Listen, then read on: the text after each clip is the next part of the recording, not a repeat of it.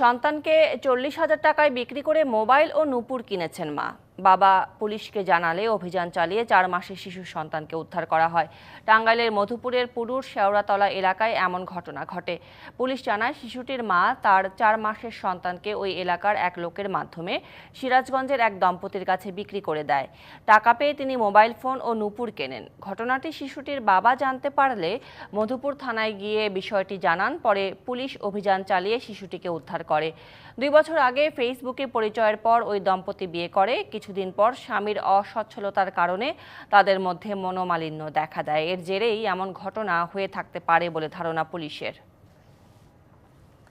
আমি ভাবছি আর যেটি আসলো আমি দোকান থেকে আসতেছি করার নাই বুঝতে পারিনি যে করে লাগছিলাম এরকম ভুল আর কোনোদিন হবে না। পুলিশ প্রশাসনের মাধ্যমে আর আমার এলাকাবাসীর মাধ্যমে বাচ্চারা উদ্ধার করছে। বাচ্চারা এই জায়গায় থানার ভিতরে আছে।